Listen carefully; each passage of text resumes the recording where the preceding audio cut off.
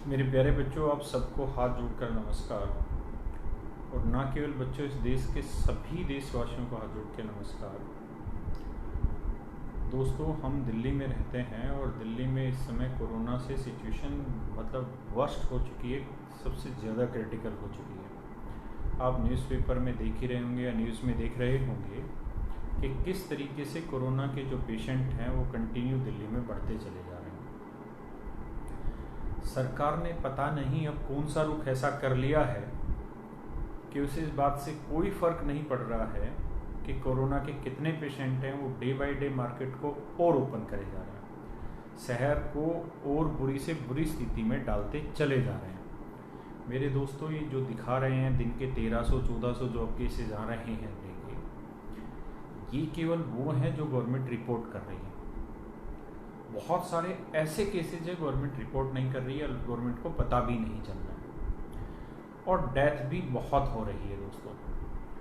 अब ऐसा नहीं है कि हम इस कोरोना को हल्के में लेते चले जाएं और अपनी सरकारों को इतनी छूट दे दें कि वो जो दिल करे वो करते चले जाएं। मैं अभी की आपको एक घटना बताता हूँ। मुखर्जी नगर में 2 मकान हैं और 2 मकानों में कुल मिला के दूर दूर मकान हैं।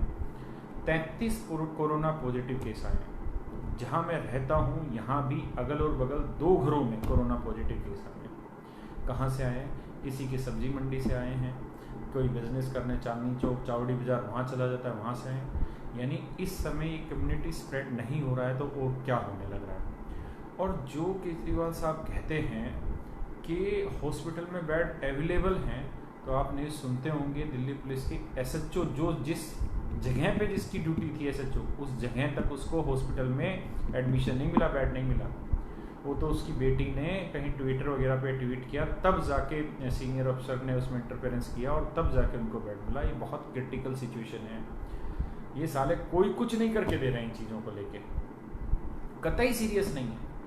इनके कोटे खत्म हो गए, इनकी जेब के पैसे खत्म हो गए। इनको केवल और केवल एक चीज़ चाहिए कि काम धंधे चलाओ, हमें टैक्स चाहिए। भैया टैक्स तो चाहिए, लेकिन ये तो बताओ कि जो रेट इंक्रीज हो रहा है वो कितनी बड़ी और कितनी बदतर गति से इंक्रीज होने लग रहा है, उसको भी तो कंट्रोल करने की सोचो। कितनी जगह पे केसेस जा रहे हैं। अब ऐसी हालत हो गई है कि आज से पहले ऐसा नहीं होता था कि किसी के पड़ोस में या हर किसी के पड़ोस में, अब तो हालत ये हो गई कि हर किसी के पड़ोस में कोरोना के केस आने लग गए हैं। सर बच्चे हैं छोटे, उनके साथ क्या होगा? बुजुर्ग हैं, उनके साथ क्या होगा? आप एक इसके लिए रीज़न देते हैं कि रोजी रोटी भी तो ज़रूरी है लोगों की। सर आप ही तो कहते हैं दिल्ली से मजदूर चले गए। अगर दिल्ली से मजदूर चले गए हैं और आपने इतने दिन खोल लिया है, तो बीच में कुछ ऐसा काम करिए कि जिस जगह पे केसेस आने लग रहे हैं उसको तेज गति से उसको कंटेनमेंट जोन में चेंज करिए।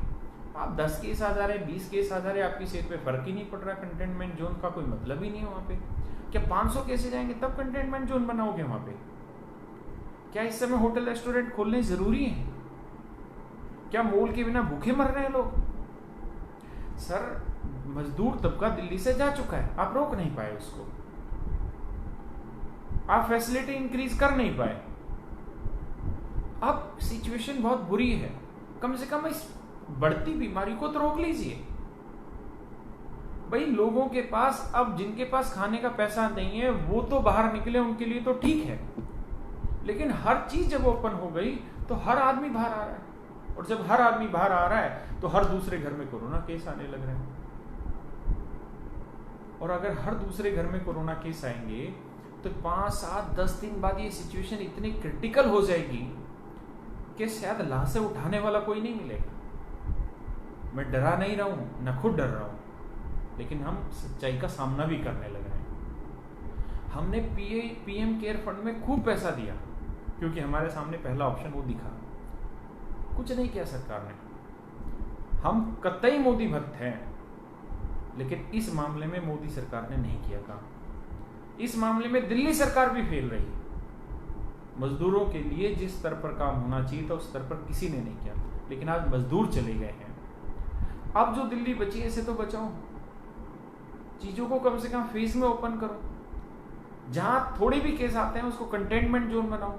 अगर आपको दिल्ली खोलनी है, आपके टैक्स के बिना आपका दिल नहीं मान रहा है, और पहले आप फ्री फोकट में हमारे टैक्स के पैसे को बांटे जा रहे थे, अब पानी फ्री, बिजली फ्री, आज आपको पैसा चाहिए सर। अखबारों में ऐसी सिचुएशन के अंदर ऐड दे रहे हैं और ऐड में सिर्फ 2 लाइन के आप हाथ धोते रहिए, 20 सेकंड तक हाथ धोते रहिए। 3 महीने और सीखा क्या हमने यार? यहाँ पे सारे सब लोग बर्बाद हो गए। आप आज भी ये चीज सलाह देने लग रहे हो। तो प्रभु मान जाओ, कुछ ना कुछ ऐसा करो ताकि लोगों का भला हो। जो इतने केसेस बढ़ रहे हैं, इसको किसी भी रूप से थामा जाए। जिसके घर से कोई गुजरेगा ना, वो इसको नहीं बर्दाश्त कर पाएगा, है ना। पेट की भूख किसी भी तरह मैनेज हो जाएगी, लेकिन ये आने वाली मौतें तो मैनेज हो। एक दूसरी चीज ये है कोरोना केस में कि यहाँ पे जो पेशेंट हैं उनमें कोरोना के सिम्टम नहीं आ रहे हैं, लेकिन 8-10 दिन के बाद जैसे ही उनमें वो सिम्टम आते हैं तो वो सिचुएशन इतनी तेजी से उनकी बिगड़ती है कि 2 से 3 दिन में ही या तो खेल खत्म हो जाता है या खेल सुधर जाता है। तो हमें इन चीजों का भी ध्यान देना होगा। हमें ये बात भी पता है कि मेडिसिन अभी नहीं आनी वाली, वैक्सीनेशन अभी तैयार नहीं हो रही और 2 महीने में वैक्सीनेशन नहीं आने लगी। तो कृपया करके कुछ ऐसा करिए कि सब लोग जिंदा रह लें, है ना।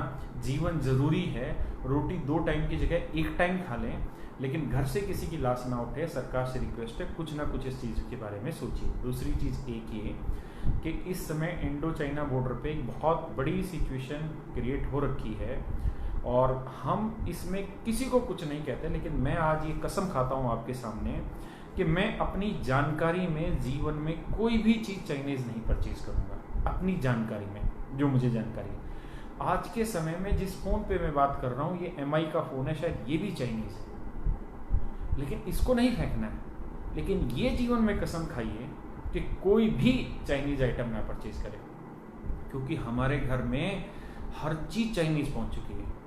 और चाइनीज पहुंचने का मतलब ये है कि हमारे बटुए से बहुत सारा पैसा चाइना में जा रहा है और वही पैसा हमारे खिलाफ यूज होने लग रहा है। और हमें इस मुहिम को रोकना होगा। सरकार मजबूर है। सरकार ये नहीं कह सकती कि भैया चाइना को बाइकआउट कर दो, क्योंकि उनके इंटरनेशनल रिलेशन भी है। भारत की बहुत सारी कंपनियां चाइना में काम करने लग रही होंगी। तो सरकार की मजबूरी है, हमारी मजबूरी नहीं है ना। हम किसी को ये नहीं कहेंगे आज के बाद कि तुम रोक दो, ये रोक दो, वो रोक दो। आपकी मर्जी, आप वीडियो बनाइए, फेसबुक पे एक माहौल तैयार करिए। मैंने भी लद्दाख के एक सोशल इंजीनियर, एक सोशल साइंटिस्ट, जिनको आप सब जानते हैं, उनकी फेसबुक पे वीडियो शेयर की और वहां से वांगचुक जी की, वहां से मैंने उनकी बातें सुनी और मैंने इस चीज को महसूस किया कि यार हम ही तो अपनी देश की बर्बादी के कारण है। हमारे पास मोबाइल चाइनीज हो गए, यहाँ तक कि पेन भी चाइनीज आने लग गए। जिन सब्जियों, जिन रेहड़ियों से हम सब्जी खरीद के लाते हैं, वो पॉलीथीन चाइनीज की होने लग गई। हर चीज तो चाइना की हो गई। आप हार्डवेयर कुछ भी ले लो, सब कुछ चाइना का हो गया। तो भाई ये देश कब बदलेगा? जब हम अपने आप से बदलेंगे। तो हम सब कसम खाएं, मैं कसम खाता हूं कि मैं जानबूझकर या मेरी जानकारी में चीज होते हुए मैं कभी चाइनीज चीज नहीं परचेज करूंगा। मेरे पास मोबाइल ये 2 साल का है। अगर इंडियन कोई अच्छा ब्रांड मुझे नहीं पता चलेगा या इंडियन कोई उस क्वालिटी की नहीं आएगी, तो मैं अगले 20 साल भी इसी फोन को यूज करूंगा। लेकिन मैं कोई चाइनीज फोन नहीं लूंगा, मैं कोई भी चाइनीज प्रोडक्ट नहीं लूंगा।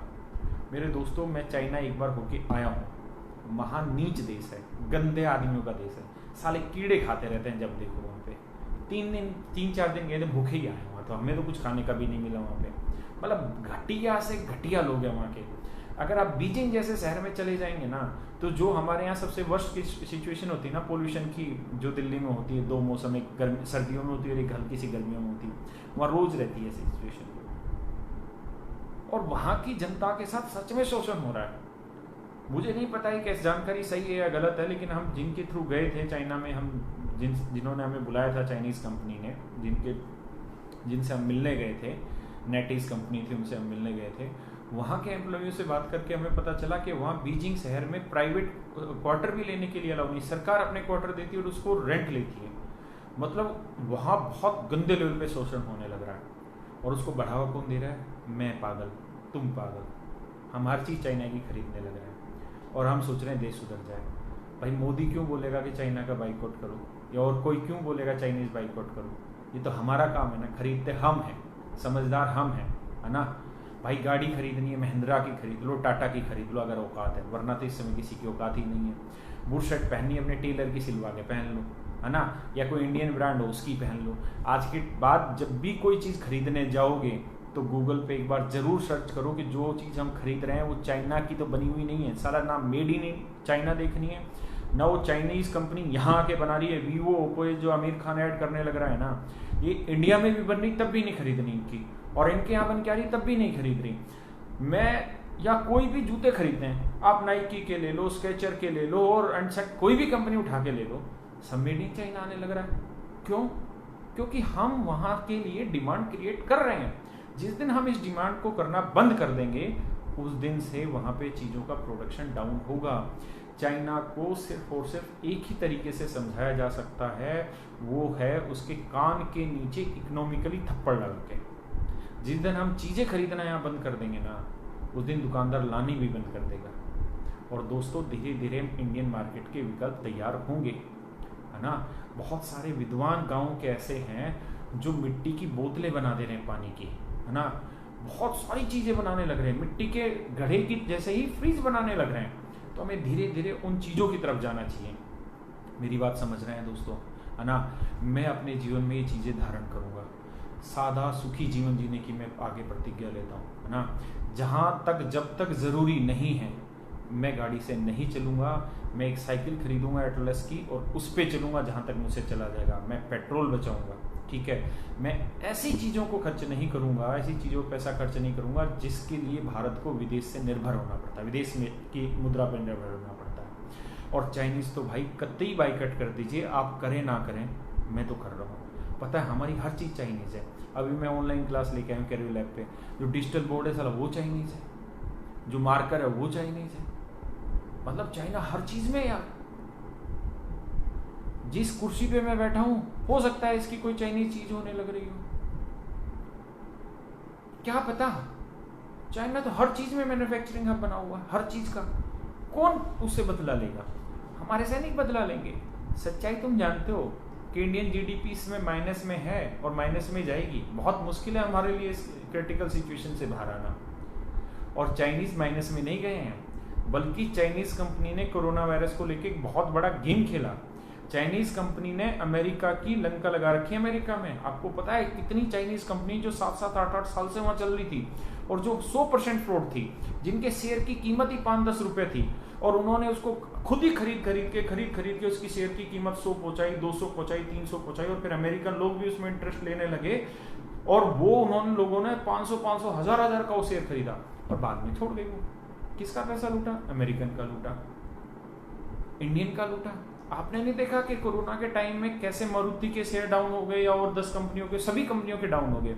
चाइनीज कंपनी ने क्या किया? तुरंत की तुरंत खरीदने की कोशिश की। वो तो शुक्र है इंडियन गवर्नमेंट ने स्टेप उठाया और उनको अब कहा है कि ऐसा कोई भी वो परचेज करेंगे तो पहले इंडियन गवर्नमेंट की परमिशन लेनी पड़ेगी, वरना ये भी नहीं पता कि कितनी ऐसी कंपनियां होंगी भारत में जिनमें इनडायरेक्ट रूप से चाइनीज कंपनी के शेयर होंगे।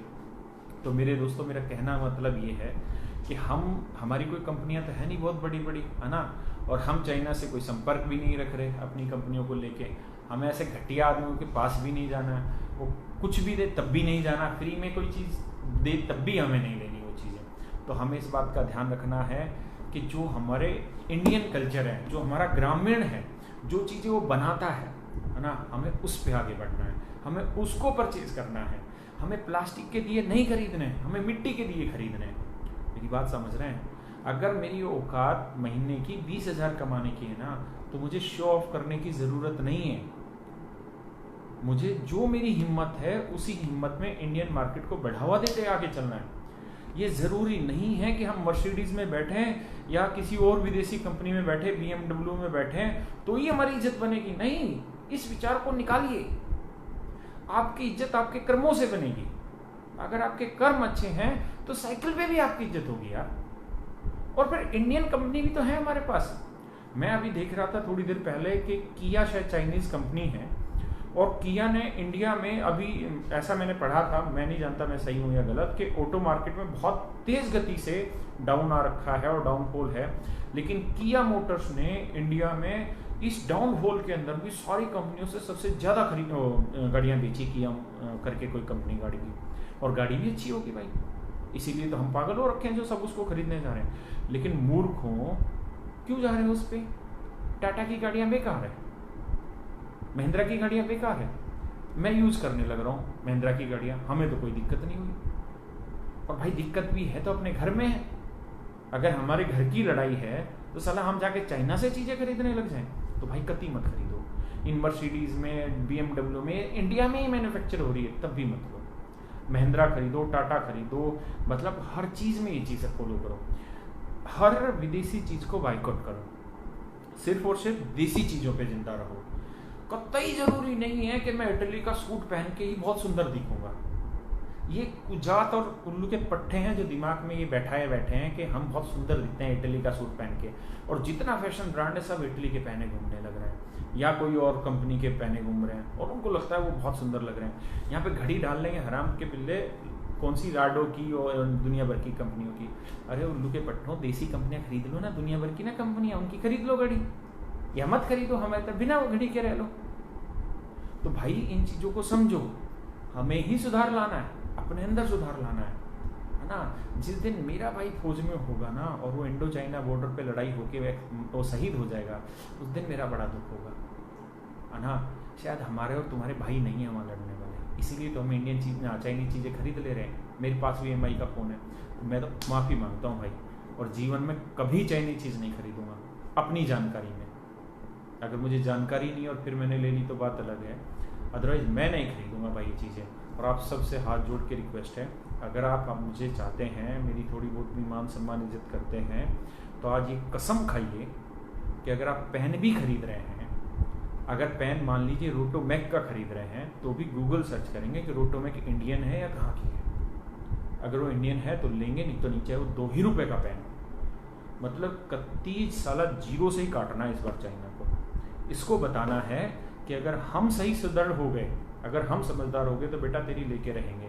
और दूसरा, जितने भी चाइनीज़ ऐप है ना, क्योंकि हम तो यूज़ ही नहीं करते इन ऐप को, बाकी जितने चाइनीज़ ऐप है ना सब हटा दो, ठीक है। और मैं ये कसम खाता हूँ कि मैं कोई चाइनीज़ ऐप अपने फ़ोन में नहीं रखूँगा। दूसरे जितने ये फेसबुक और ये यूट्यूब हैं, इनको भी फ्री में यूज़ करूँगा। मैं अपना जो मेरा चैनल है best brain bye Rakesh Yadav, मैं उसमें ये कसम खाता हूँ कि उस पर कोई ऐड नहीं लगाऊंगा आज के बाद। क्योंकि अगर मैं ऐड लगाता हूँ अपने यूट्यूब चैनल पे, देखिए और बहुत सारे यूट्यूब चैनल है जिन पे किसी कंपनी का अधिकार है, किसी पे किसी का, लेकिन मेरा खुद का एक यूट्यूब चैनल है best brain bye Rakesh Yadav. मैं उस चैनल पे कोई ऐड नहीं लगाऊंगा, ये मैं गारंटी लेता हूँ आज 100%। क्यों?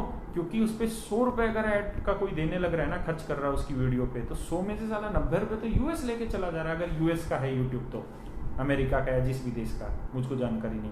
हमें 10 रुपये मिलता है, तो हम 10 रुपये के लिए साला यूएस को 90 रुपये दे दें। अरे नहीं चाहिए भैया हमको, मेरी बात समझ रहे हैं। इसलिए टिकटॉक जितने भी टिकटॉक है सबको अनइंस्टॉल कर दो, आज ही कर दो, ठीक है। उठो वीडियो बनाओ फेसबुक के ऊपर। मैंने जो गलत बोला है उसके लिए भाई माफ़ी, मुझे कम ज्ञान है, मैं इतना रिसर्च करके वीडियो नहीं बना पाया, है ना। आप रिसर्च करो चीज़ों पे। आपका अगर एक ही फॉलोअर है, एक ही फ्रेंड है फेसबुक पे, कोई दिक्कत नहीं, आप फेसबुक पे आओ, आप लाइव हो, ठीक है। आप बताओ दोस्तों को, एक कसम खाओ कि मैं आज के बाद कभी चाइनीज़ प्रोडक्ट नहीं खरीदूंगा, है ना।